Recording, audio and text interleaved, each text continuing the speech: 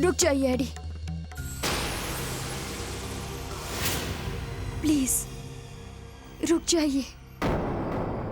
क्यों आप मेरी परछाई से भी दूर भाग रहे हैं एडी? शायद आप सही कह रहे हैं कि हम दोनों में ऐसा कोई रिश्ता नहीं जो हम दोनों को बांध कर रखे, सिवाय एक कागज के टुकड़े के। लेकिन एडी, क्या हम एक अजनबी की तरह या एक दोस्त की तरह बैठकर बात भी नहीं कर सकते? भले आप मुझसे कितनी भी नफरत करती हो, लेकिन एक बार आप मेरी सोच नहीं जानना चाहेंगे एडी?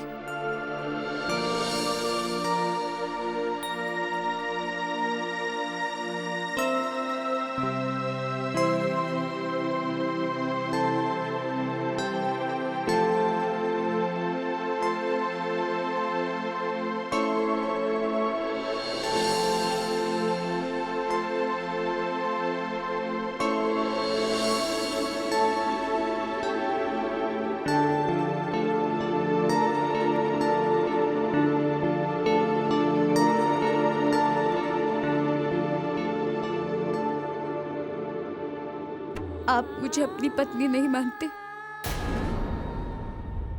कोई बात नहीं, लेकिन क्या एक अजनबी दोस्त की तरह मैं आपका साथ नहीं दे सकती? एडी, मैं कभी किसी का दिल दुखाना नहीं चाहती हूँ, और ना ही मेरा ऐसा कोई इरादा है। बुरा न माने तो एक बात पूछूं? आप मुझ पर किस बात का इल्जाम लगा रहे हैं?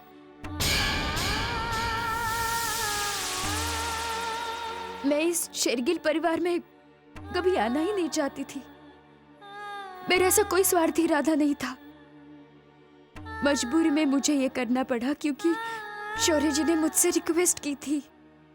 किसी की भलाई के लिए, किसी के अच्छे के लिए अगर झूठ बोला जाता है तो वो झूठ 100 सच्चाइयों से भी बड़ा होता है एडी।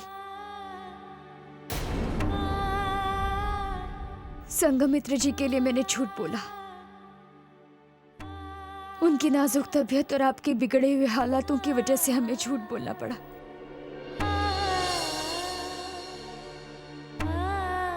मैंने कई बार दी को सच्चाई बताकर ये घर छोड़ने की कोशिश भी की थी, लेकिन हर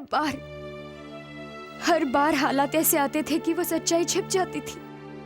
मैंने आपको खत लिखकर सच्चाई भी बतानी चाहिए, लेकिन पता नहीं क्यों वो खत आप तक पहुंचा ही नहीं। एडी, मैं बुरी नहीं हूं, हालात बुरे थे। अगर मैं इतनी बुरी होती तो क्या शौर्य जी मुझे इस परिवार में रहने देते? कभी नहीं एडी।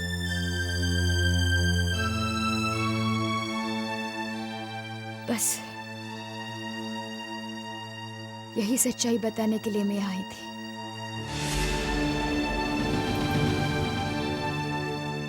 तुम्हें जो कहना था मैंने सुन लिया, और सुनकर शायद मन से निकाल भी दिया। ना ही मुझे तुम्हारी किसी बात पर यकीन है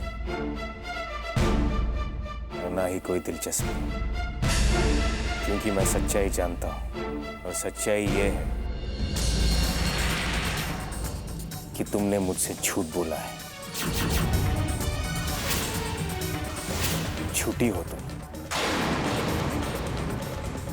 अब तुम्हारी कोई भी बात पर और इस रिश्ते पर मैं कभी भरोसा नहीं कर पाऊंगा, कभी नहीं।